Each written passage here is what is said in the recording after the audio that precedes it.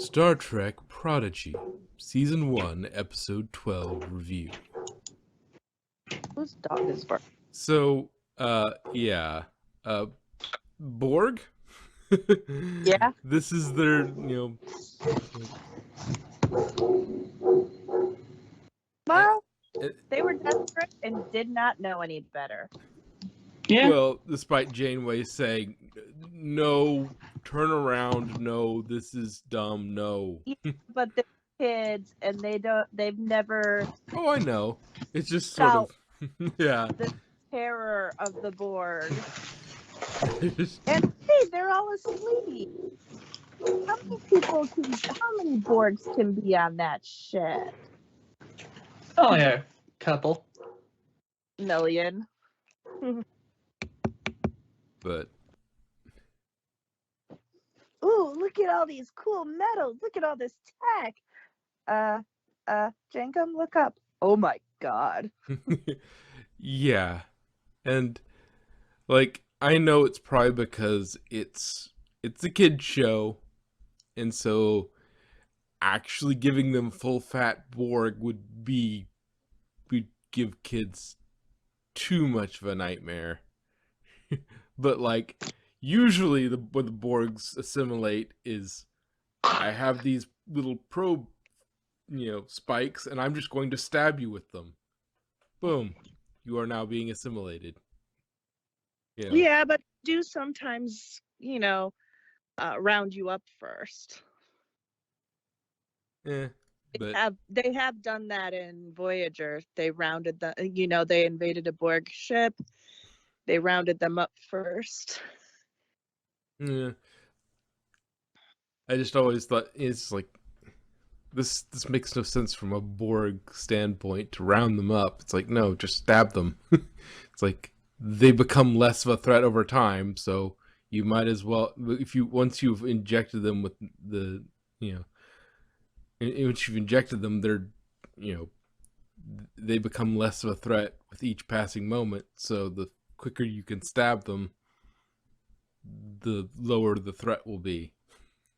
Yeah. But hey, I learned a lesson. So I think the Borg run on iOS. And how do you? Because there's no Windows on that ship.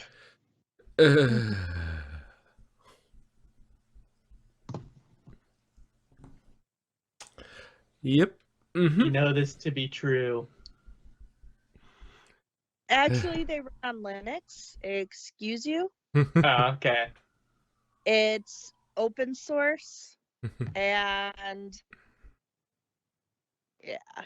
And I also got a question answered that I did not know if I needed the question answered or not. So apparently Borg can also assimilate creatures that don't really have a physical form. Yeah. Yeah, that was a weird one. I don't know that I've ever That's weird. There are some species that the Borg can't. But assimilate. Keep in mind, they are psychic creatures. He was able to connect to the Borg, so therefore the Borg could connect to him. But yeah, because there's at least one species that I know of that the Borg can't. Like, there's some they don't want to, at least from some of the things in sort of soft canon. Like, they don't want to assimilate Kazon because it's a waste of time. But like, they can't assimilate Undine. Species 8472. I don't know that we haven't run into that yet, have we? No, I don't think so. Yeah, the species 8472. They have such an incredible immune system that assimilation just doesn't work, and so they're one of the few species that are just straight up immune to the Borg's assimilation process. They fly bioships too, which is like their ships are alive. That's how species 8472 does business. But yeah, yeah. See what else.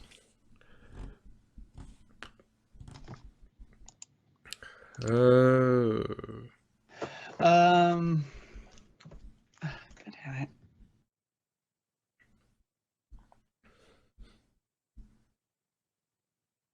Oh, bad guy's getting his memories back. Well, he's at least waking up. Yeah, that's a source of chaos. Oh yeah, That's I a big totally old know. can of chaos they're about to unload. There's Like, we don't know if he has his memories yet. He just woke up. Yeah, There's- and what he'll tell them. yeah, and there's totally going to be a misunderstanding with the real Janeway and them. Yeah. I mean, plus there is the destroyed the destroyed space station. Yeah. Which tells me that also that, like, Janeway's actually catching up. Because unless they've made a protostar jump, Janeway's catching up to the protostar because that was last episode, and they're already caught up to that. So it won't be long until they meet. Like, it might take a few more episodes, but I wouldn't be surprised if they meet in a few more episodes. Oh, but we should talk about the most important thing about this episode. What? Janeway wasn't drinking coffee. Oh, yeah. Yeah. My doctor made me do it. So terrible. I love tea though, so Hey, tea's good. This He is is the good. most amount of caffeine my doctor will allow me to have. And this is cup number 8. You know, the whole switching to tea doesn't help if you just drink a whole lot of it. Doctor said I could only drink black tea. I'm drinking black tea. I may be drinking a lot of black tea, but I could go for some black tea right now, actually. but yeah.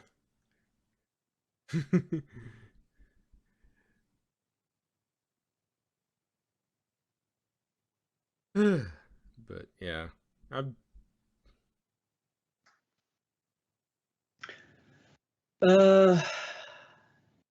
Zero still feels bad about the whole brain melting thing. yeah. It But happens. It's Star Trek. he at least is using it as incentive to do better. I don't get that though. So she saw Zero indirectly through like a reflection, right? Yeah. But aren't technically all of them seeing her indirectly through her little like outfit thing?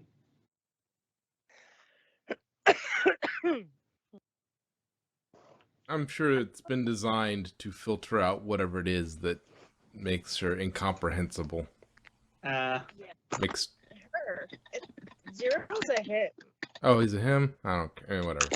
I thought they're kind of like non-binary or whatever gender, you know. Well, everybody uses him for reference, and he hasn't corrected. Yeah, whatever. So the assumption is him. Whatever. But yeah, Medusan. And if you went by them, you should be saying them, not she. That's not What? that anyway. He's never been called she. You sure? Whatever. Put a lot to this episode. It was a very self-contained type thing. And it was a setup episode to a lot of things. We got the living construct. So now we know what's down there. And where it is. And the fact that Janeway didn't know about it because she was programmed not to know about it. Yeah. And so Seriously. Oh, so I mean, it seems like the ship is only a problem. Well, I just say the living contract is only a problem if it's like plugged into their systems. Just say, hey, there's a very deadly virus on the ship. Do not plug into the systems. Well, that's the thing. Even the comms are part of the systems that can be affected. So True. if they hail them, the most they could do is Morse code, do And true. not communicate. hmm. But I Or don't think yeah, and just no Morse code.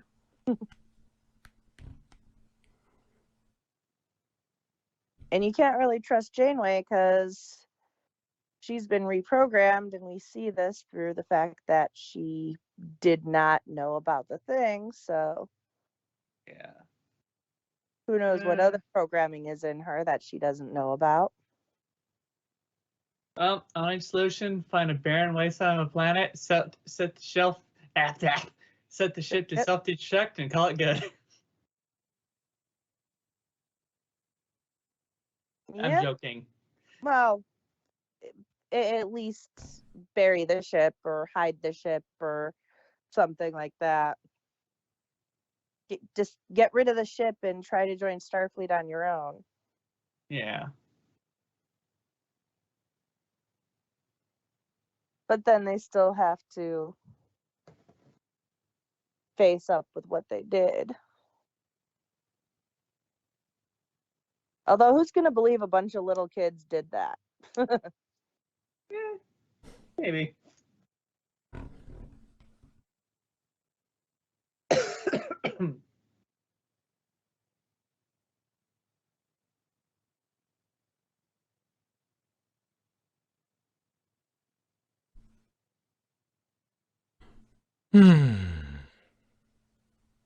Let's see what else. It's kind of refreshing to see a Borg that did not look like a Borg.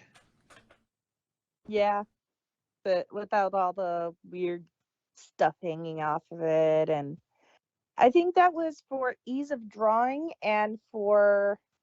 Oh no, I was talking about like the big huge Borgified dude. Like every time I see Borg, they like all look the same. Like there's like none of them like different. But then you got this big huge dude. It's like, oh, okay. Well, that's because most of the people who are Borgified are humans or humanoids. Ah. And yeah. when their biological components start to decay, they all end up decaying to look similar. That's Or why they're their just skin lazy is about black. trying to make, if we're making a Borg, we might just make them human, because there's no point in Yeah.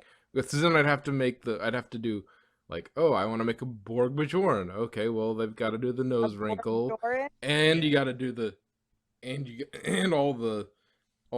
then do all the stuff on top of it, or Klingon, and then I got to do all of the Borg on top of that. Just make them human. Nobody's paying that much attention to what species the Borg are. Their So, backgrounds, yeah. They're just, plus the fact that most of them, like I said, they all are there are plenty of black people in Starfleet.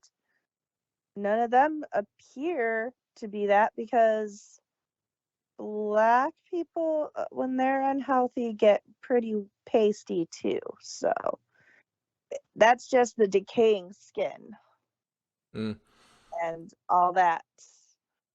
Or they also just off that would be just like, you want them to kind of all look the same, because that's the terror of the Borg, is all of it being the same. So you just kind of get everybody that kind of looks.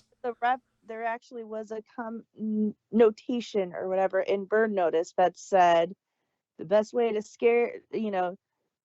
strike fear is uniforms. Everybody looking exactly alike sends a sense of power and control that terrifies people. Yeah. Oh my So god. if you had everybody kind of looking different, it wouldn't, if they look as uniform as they do, you know they don't. Plus, You that's the inherent terror of the Borg. You become like everyone else, whereas the Federation and Starfleet embraces the differences and the uniquenesses of each species. And it's that stark contrast between the Borg and the Federation that makes them so scary. yeah, but yeah, That's why the Cybermen are so scary, because you don't know who it was originally under there. yeah, which Like, kind of also, it's that same sort of uniformity, but they don't have to worry about what did that person look like before, because it doesn't matter because they all look the same now. exactly. Yeah, just as long as everybody's the right height for the suit. Yeah. Because I imagine everybody's, well, Cybermen at that Could you point, imagine? they just take brains out and just use the Yeah, they brain. just take the brains. So But could everything you else is mechanical, so it doesn't really matter. But it does mean all your all your extras, all your people playing, Cybermen have to be about the same size, so that. Could you imagine a cyber suit and then there's that little like cuff extension like you see in people who wear pants that are a little too short for them, where like people who are naturally too tall and so their pants are like a little too short, so when they sit down they're like it extends, or if they move the wrong way there's that little gap, so when they do their marching you see that gap showing in the legs. But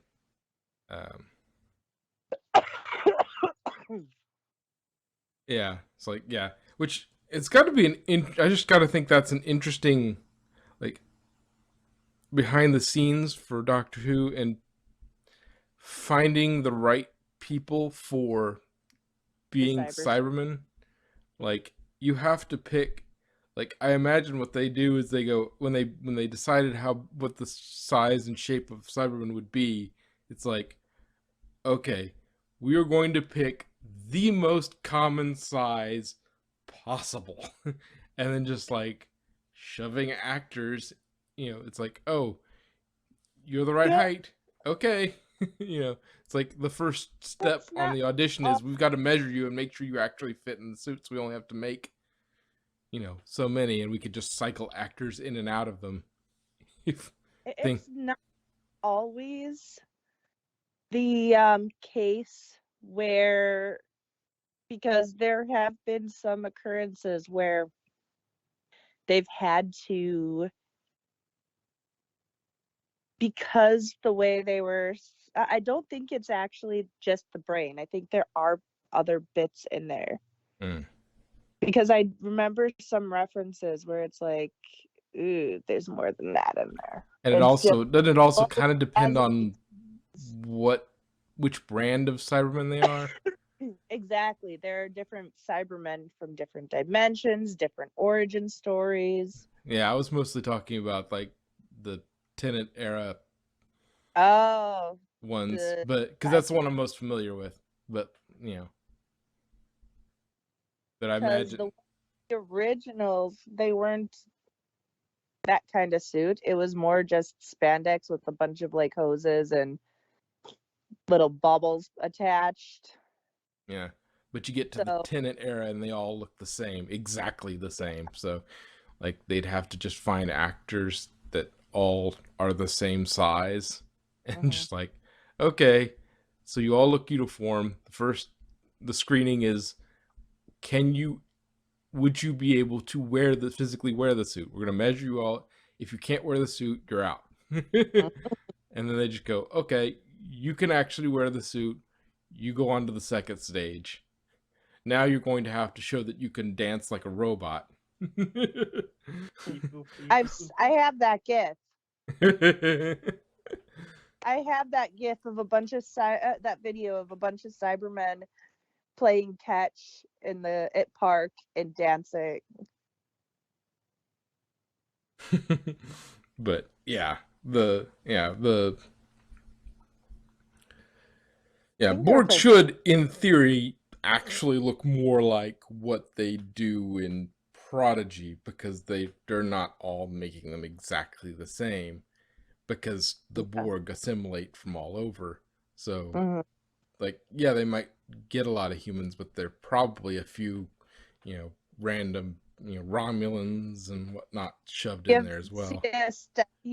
an eye stalk here and there from the or an antenna here and there from the Andorians. Yeah, just all sorts of things, all sorts, And I mean the but it's a pain in the ass, things so they don't like do it for the live action.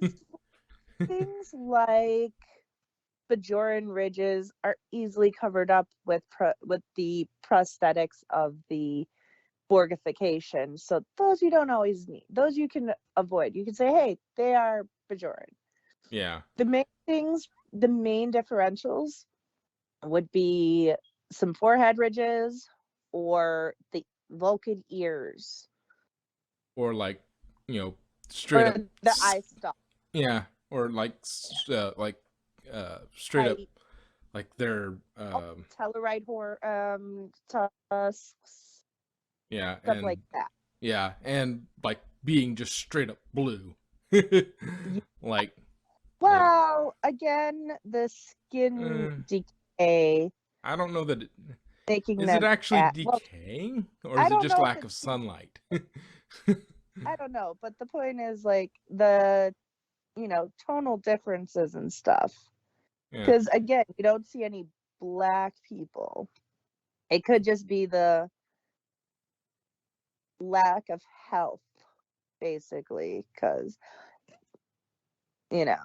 But it could also be just laziness on the part of yeah. and also I and I also thought maximizing in the we all look the same sort of aesthetic, because if you had all that, if you actually yeah had the kind of diversity you'd expect from a Borg cube, it wouldn't look as uniform, because there'd be like a really big guy and there'd be a really small guy and there'd be people with different colored skin, and you'd have ridges, and oh, that guy is blue, or this guy's got that what is it? Was it bullion, or I forget what the species is, but the one with the little breathe bar right in front of their face all the time. oh, I don't remember, but we just had that character in I just saw that character in Discovery because I'm Making on your way season. through it. I just remember from TNG. I haven't watched Discovery either, but I'm on season 4. It actually does get pretty good. It does get good. The first like half of season 1, once you get past the Klingon thing and like the look of the Klingons, which they do explain in series, but not really, because they said it had to do with the Klingon War, and once the war was over, they started growing their hair and making them look more normal Klingon. But they looked that way before the Klingon Wars. So anyway,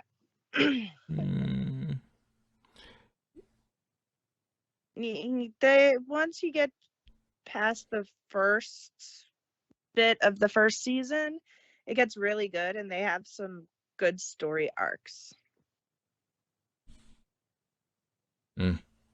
Well, anyway, let's see. Now it's gonna drive me nuts until I They figure do a out what lot the name of of that species is with the little breathe bar.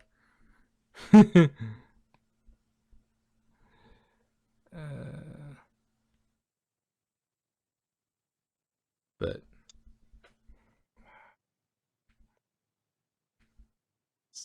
I don't know, because there's ones like, and there's ones we haven't even seen that we know they're part of the Federation, but we've never seen them. Like I don't think we've ever seen a Rigelian. Like they're hinted at, but they're never really shown. I think. Oh,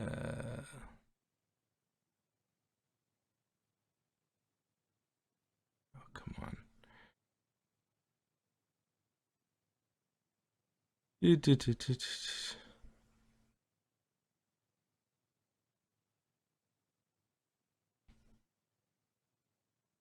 Once I get to, let's see, where is it? Here we go. Nope, that's regular Wikipedia. I'm looking for Star Trek Wiki. Memory Alpha.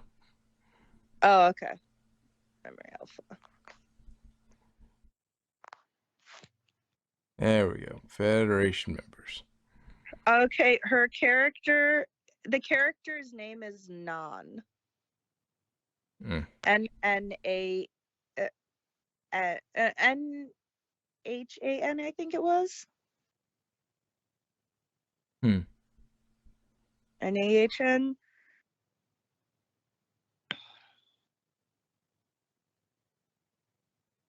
Let's see. N-H-A-N here. I'm looking on Memory Alpha. Benzite. Bizarre. Oh, Barzan, I was thinking. Yeah, Benzite. That's it. There's also Barzan.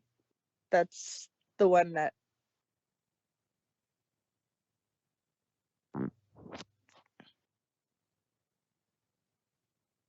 I wonder if that was actually. That's the one her species is. Well, okay. Well, anyway, what I got distracted from what you were saying because I was looking at the page and I was like, yeah, because there was the Benzite page had like 2 pictures of Benzite. The one you see from that TNG episode, and then You're talking about the ones from Lower Deck that we saw in Lower Decks. That wore the mask. Well, the not a mask, but they have like they have. The only one I remembered seeing was the one we see once in TNG, like one episode in TNG, and he's got a little metal bar in front of his face that seemed to provide life support sort of stuff.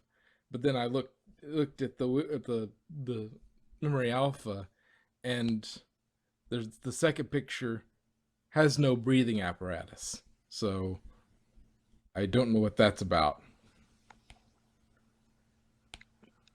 Well, the Barzan are a race who don't who can't breathe our atmosphere, so they need breathing apparatus.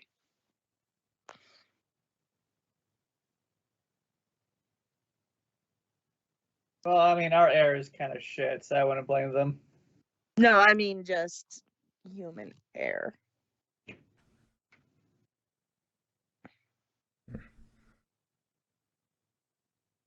Anyway.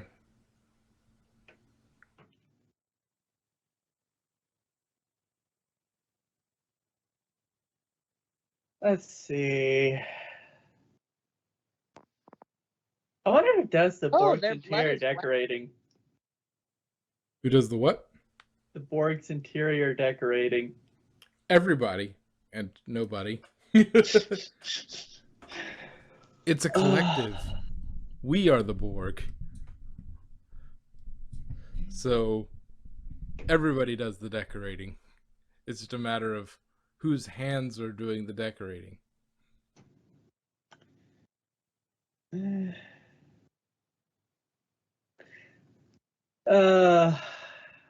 Damn, Borg ship is big.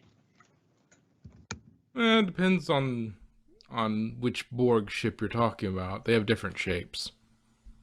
But they're not all cube shape. Nope. Some are spheres, some are more sort of pill shaped. Oh. Yeah. You've never seen a Borg sphere? I've literally only seen them cube. Yeah, cube's the most iconic, and cube you see a lot. but there's Yeah, also cube is the iconic one, but yeah, the I spheres are mean, smaller than the cubes, and the sort that's of like calling Rowan Atkinson Mr. Bean. I Just mean, because it's the most iconic doesn't mean that's the but only thing he's done. and it's also my least favorite character he plays too. But anyways, Exactly. I think because I've seen cubes, which made me always think that the Borg would like playing Minecraft. eh, they would probably just go up someplace that already had the mining equipment working and just assimilate that. It's That's like just lazy. uh, that's the The Borg. They most just like that is the most resource efficient way. yeah. It's like well, we can try and develop our own mining apparatus, or we can assimilate a species that's really good at mining and has all this equipment already, and then just assimilate them because our weapons are probably better than theirs. So, or if there aren't, we could just adapt until they are, and then we can just take them, assimilate them, bring their knowledge of mining into the Borg knowledge base, and then we just send them back to mining, but for us. Now I'm just imagining the Borg have assimilated the entire universe, and they're like, now what?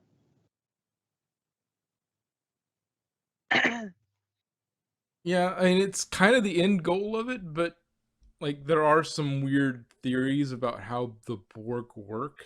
Like they intentionally assimilate a little, but not completely, because Yeah, they're not very good at innovating because they all yeah, think the same. So they just like but they farm other species.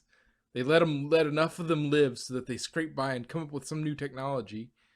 They assimilate and adapt. Then the Borg come along, and when they've got enough technology, the Borg feel like, okay, yeah, we that's some good technology. We'd like to have that. They assimilate some of it, bring it into the collective, upgrade all their stuff, and then they're basically farming at this point. yeah, they They're farm other basic, civilizations. It's like they farm civilizations. They go up and they're like, ooh, this crop is ready for harvest. yeah, Assimilate. yeah, they have some useful technology and some extra hands we need. It's like, oh, there's a lot of them. They reproduce quite quickly. We're just going to take some of these things, take some of these, bring them into us, take their technological distinctiveness, bring it into ours. Then we have it. Then we have all this technology without having to expend any extra effort. Exactly. But oh yeah, I forgot I started on it, but I kept forgetting. Yeah, Borg cube, then sphere. Sphere is smaller, and then you have the little lozenge shaped ones. Those are the scout ships. Those are the smallest ones, generally. But they're all geometric shapes. They're not like none of them have any interesting shapes. They're all geometry. But I don't know why specifically cubes are why they choose to make spheres, because it seems to me like the best way to the best use of space for their kind, the way their species, the species they tend to assimilate, their shape is generally bipedal and upright. So cubes are actually the best use of space. And so it seems to me like the best way to do that would be just to have a big Borg block and then be able to split off. If you needed to run some scout ships, you just detach a little square block and send that one off. Well, that's easy. The reason for that is because it is the most efficient. That's why planets, bubbles, most things. Well, that's just in gravity. nature. Well, yes, but I But- mean, in general, Yeah, that's why they're it's not around. gravity that causes Well, its that, surface tension. well, yeah, that's it's gravity But- and an equalization of pressure but- is why bubbles are round. Yeah. But like why a planet is round is gravity, and so Yeah. like it's not really like if you're trying to store a bunch It of is- rectangular things, having a big rectangular box is not that weird. Having a having a bunch of rectangular things and trying to fit them into a sphere seems a little less efficient. Yes, but the beauty of geometry. It's a thing. Somebody in the collective has a sense of style, and Yeah. that got assimilated, The Borg mathematical wide, and that's just what they went with. the mathematical beauty of geometry. So, but like, yeah, it just seemed to me like I knew it would be really boring, but like the ideal shape for a Borg ship, given that all of how they don't need personal space, they don't need anything. They just need to be able to store humanoids, which are roughly rectangular. Like storing them Also, in a rectangle seems Yeah. like a reasonable thing to do. It also if you notice, the Borg spheres tend to be more of shuttles, basically, to the Borg cubes. They don't tend to be standalone objects unless they've been abandoned or something. Oh, So they could, it could just be that it's also easier on the shields. To Yeah, have there's 1,000 Sure. different technological reasons you could come up for reasons for why. no, I know the reason. Uh-oh. they like to get So- around. No, the cubes, the pills, and the balls all come together to make giant mecha Borg robots.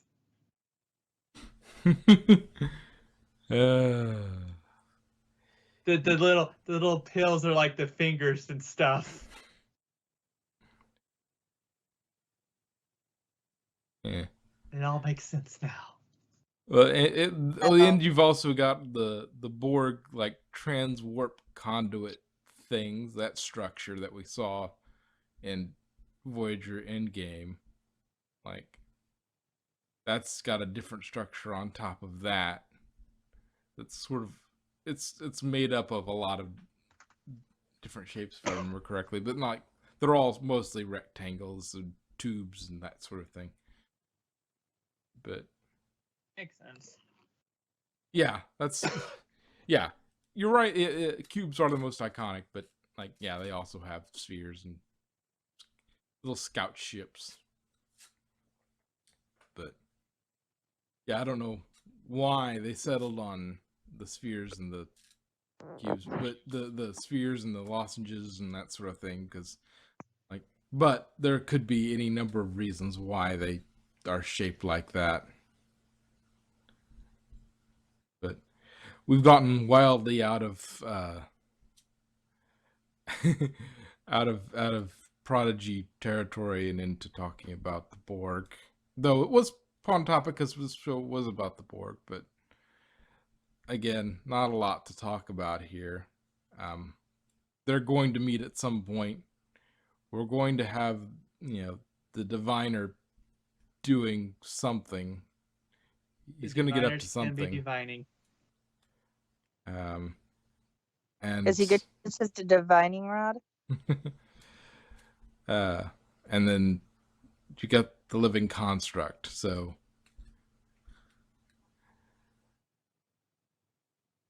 I wondered though, this also sets up something like if they wanted to make the Borg a returning villain that sort of comes up every once in a while, is that while they were in the cube, they took a scan of the protostar, and are like, wait, this thing should be capable of going faster than this. We need more in-depth data to create, this sort of... True.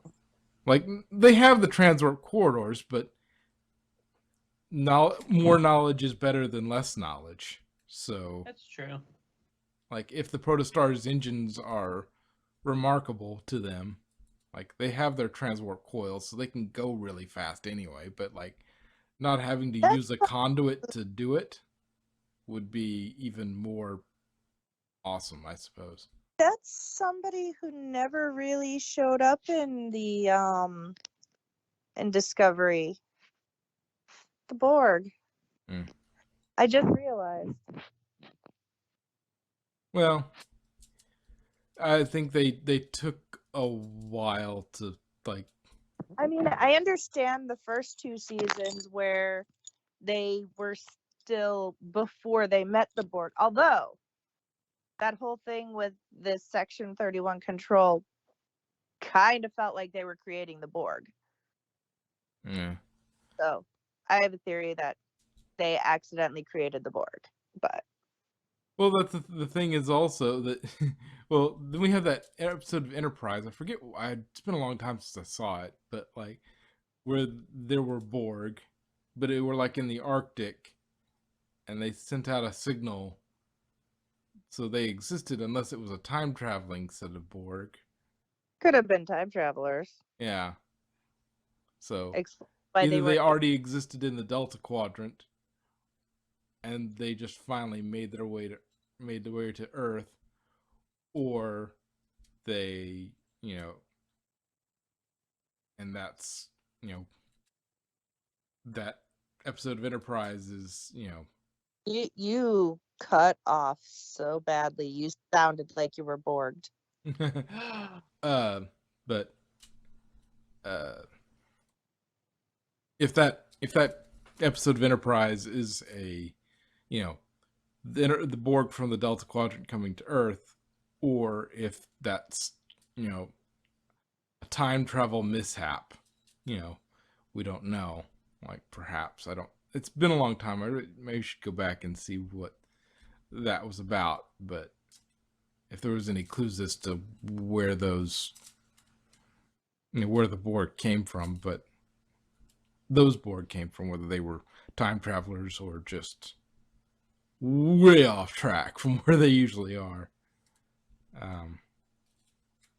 But yeah, the Borg would probably, they could set up a recurring villain arc with the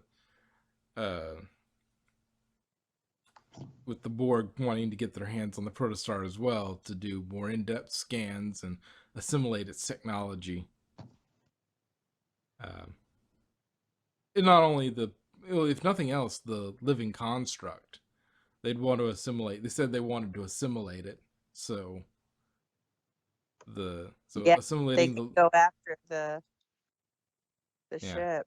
Yeah, they might be going after they might be a recurring thing where it's sort of a be on the lookout. If you detect the Protostar,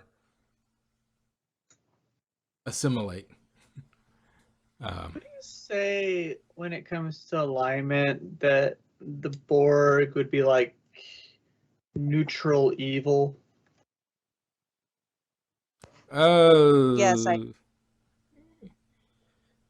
though they have a very regimented way of doing things in terms, like they'll, like no Borg usually, like, it's a really weird exception when a Borg goes off of the will of the collective. So, like, depends on if you're talking about, I guess, from each individual or from the aspect of the whole collective. I just mean like the aspect of the whole thing. It's like, yeah, they want to assimilate everything, which is evil, but at the same time, they're not really trying to like conquer the universe.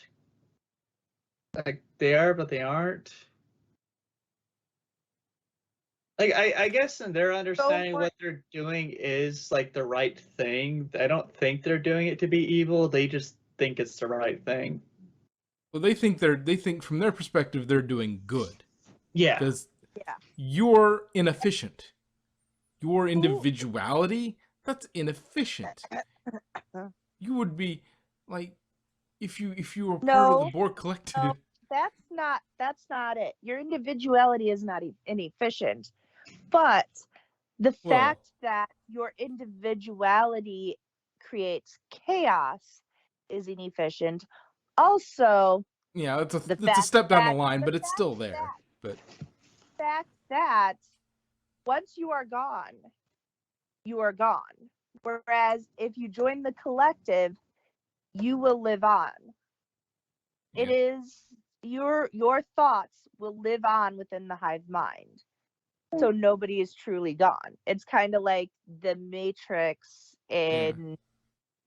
in Doctor Who, where all of your that's where all the memories go to die. Like, Yeah, and you also won't want for anything because you will have no more desires other than the desires of the collective, and you will have, you will receive, like, you know, they have what they need. Like, they just assimilate what they need and ensure that the collective has what it needs. The exactly. collective So demands. you will not need for anything, The and you collective will. demands pizza. If you were assimilated, I'm sure it would. Well, considering you don't really eat as a Borg, it's not You really just a. generate, which I find way more efficient. Yeah, because you kind of eat and sleep at the same time. You do it standing up, though, so that's not as. Yeah. How The that Borg works, has I don't back know. problems for some reason. But it also, also when you join the Borg, like, you basically, when attacking a vessel, only the first one of you really gets hurt, because as soon as they fire that first weapon, if they don't know how to, remodulate and whatnot, it they're not going to be able to do any damage to you anyway. Because if you're just like, oh yeah, the first guy, yeah, he got absolutely destroyed, but like the next two or three have adapted to what you were just doing and now can just do whatever they want because you can't touch them. And that's basically kind of what you saw it in the show. That's why the first one they absolutely destroyed, just done, and then they adapt to it immediately, and it basically it's like, oh, that was a thing. You were trying to do that. Yeah, no, that's not going to work. That's also one of the things that makes them terrifying, is since they adapt to weaponry. The first one is effective. The first shot is effective. The second and third ones you attack are going to be immune to your weapons. So then they would maybe have a little bit of trouble with a weapon that keeps them changing itself. Yes. They also have difficulty adapting to percussion weapons. Makes sense. Yeah, because Like they rely on actual shielding. guns, like actual guns. That's why Yeah. in First Contact, Picard went completely ballistic on them with his Tommy gun In the in holodeck. the holodeck with the safeties off. Yeah. Picard has a holodeck safeties off Tommy gun made. Like, what Borg have they ever has the Borg ever encountered a holographic Tommy gun with the safeties off? It's like just in general a Tommy gun. Oh yeah, I'm not saying that, but just Or like gun in that was general. from their perspective mind blowing, because it's like, oh wait, what the hell? We've never faced this before, so they had to try and adapt to that, and they just like, oh. But yeah, since they use shielding, they're much better at dealing with energy weapons than Percussive weapons. percussive weapons, and there is something to be said for close quarters combat if you have a particularly strong species. Like, yeah, Klingons could probably fight Borg, but you also don't want to get into close quarters combat with the Borg for the aforementioned stabby.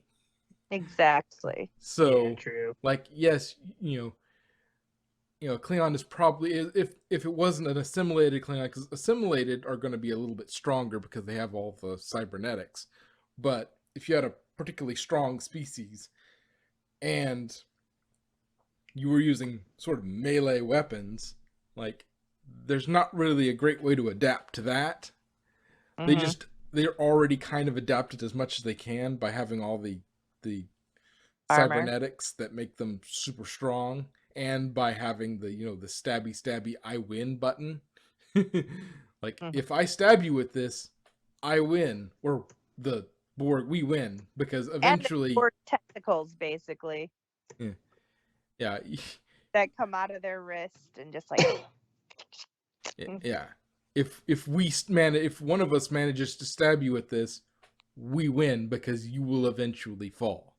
We have all this armor, we have super strength, so all we have to do is stab you and keep you from killing a lot of us, and we will assimilate you.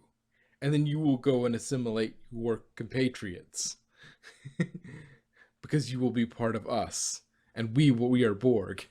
So, like, you can, like, the best way to fight Borg is with slug throwers, I suppose. You just because you Yeah. can't really adapt to that. It's not an energy weapon; it's a kinetic weapon. It's really hard to adapt to Just that. just get an AK-47. Essentially, that's honestly the more primitive the weapon. They're all adapted for spacefaring species that are using energy weapons. They're not ready Right? for slug throwers. Just like Real good. uh, and melee, but well, they've adapted for melee. They've adapted for energy. They're well adapted for melee and energy weapons. But slug throwers, where it's a ranged weapon that also throws a melee weapon essentially from distance, where you can't really do the stabby thing. Like, that's one of That's their. why to fight the Borg, all Starfleet vessels should have a railgun on their ship. A giant ass railgun where you Yeah. just shoot the shit out of them. Yeah, yeah. And you can blow up the Borg cube with a freaking railgun. Oh my god. Yeah, Hey, it's one I of those would things that work. yeah. But the other part of that is also that they Because do. one, it would work in space because you don't need to burn anything. You use the kinetic energy created from running it along the rail. And two, it creates more force and is a kinetic weapon, so you can shoot them without their shields holding. You'd have to shoot their shields, weaken their shields to where they don't have any shields on that side for a kinetic weapon to work, because True. torpedoes are a lot less effective when shields are up. So True. you Because need they have at least preliminary shields for, stuff like asteroid hits and stuff. but yeah, you'd have to Because make sure they didn't have shields up. Other than that, imagine how inefficient that would be. First it's like, let's just lure the Borg to Earth. Why would you bring them to Earth? Because we have the Kuiper belt and the asteroid field, and all they gotta do is go through that and thump thump thump thump thump. but yeah, Run them through one of Saturn's run them through Saturn's rings. yeah. Like I said, I imagine they have something for that, but Yeah. yeah, That I was saying, if they didn't, yeah. they would have been killed off a long time ago.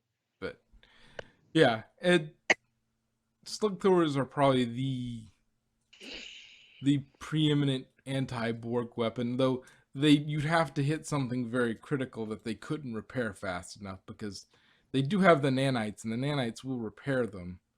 So you'd have to do something like that.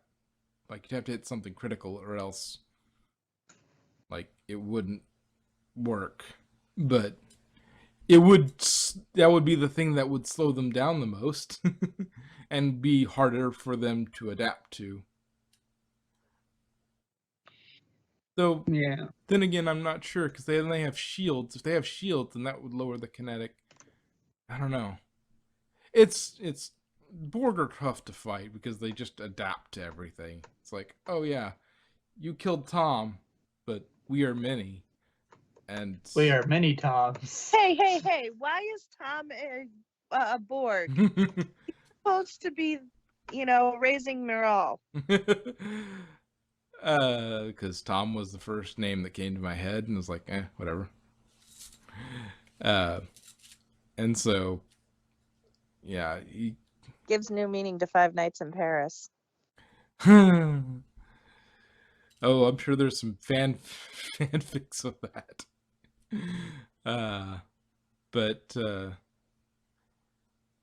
Oh, yeah, anyway. But yeah, No, Borg are, I'm Borg sure are there's terrifying, and there's a I'm definite also sure there's possibility fan that... fiction of Tom, Dick, and Harry. But, yeah, so, like, they could be a persistent threat as well, because they want the living construct. And they probably wouldn't mind, assimilating the protostar while they're at it, and how that works.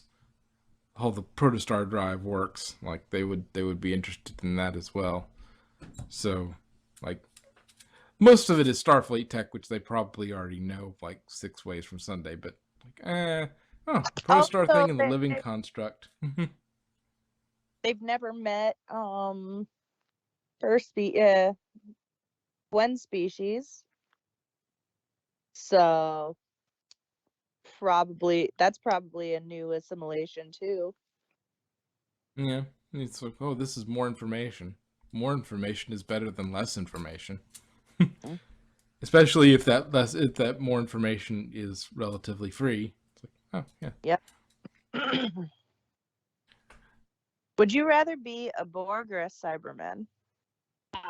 You know what? If I had no choice, I would say Borg. Because there have been people who have been deborgified, but I don't know if there's ever been anybody who's been decyberized. Yeah, and they you can't really decyberize because they take out so much of you. yeah, and the that- whole taking my brain and putting in a cyber body, not really for me. No. They do have other organs. It's just the electronics replace the other organs as you go. Yes, I'm gonna go with Borg. Seems less painful. And I think they're also like, if you want to be as strong as you want to ensure your lifespan, like give yourself the biggest chance of eventually being rescued and deborgified. Like, the Borg seem like they're a lot more, like, they're harder to kill. Like, the first one's hard to kill, easier to kill, but like once you get past that, once they adapt the technology, like, you can basically walk around, like, you're assimilating a new species. Oh, this is a new species ship. Okay. Or heck, if it's a species it's like, oh yeah, we already know what their weapons are like. Adapt. Okay, we're going in already pre-adapted to fight these things. Okay. Oh, they're firing at us. Oh, it does nothing because we're already adapted to them. You will become Borg and we will assimilate the ship and whatever information and materials you happen to have on it. Resistance is futile. Burp. You are now Borg. So now you are part of us. You see, I have the opposite way of thinking. If I were to be assimilated, I would rather not run the risk of being freed. Because the reintegration would be way more painful than the, Borgification itself. If you lose all your individuality, trying to gain that back is bitch. Yeah, but to be fair, a lot of us, including me, don't really have individuality. I just sleep all day. Well, there you go. So become a Well- Cyberman. You don't have to worry about it. Well, though, to be fair, with the sleeping all day, for the Borg, like, You never sleep. well, it depends on what you want to call regeneration sort of sleep. Because, Yeah. like, if you're in your alcove, like, if you're not needed for anything, they just, like, go stand in your alcove and regenerate. That way, you're ready when we need you. We're just going to keep you charged in case we need you. Like, if there's not a lot going on, I imagine most Borg are dormant. And so you just basically sleep all day unless you're doing something. Oh, we need to reattach this bit of infrastructure in the cube. Okay, we're going to activate this one, this one, this one, and this one. You go do that. Okay, they go do that. Okay, you have finished. Go back to your alcove. Okay. And they go back to their alcove and just rest until the next time they're needed. So basically, if you were just traveling, if you were Borg just traveling around, if you had a place you were going and you weren't really running into anything until you got there, like, most of them would probably just be dormant and sleeping all day. Actually, excuse me, why I go get Borgified? Wait. Do Borg have to pay bills? No. No. Okay, be right back.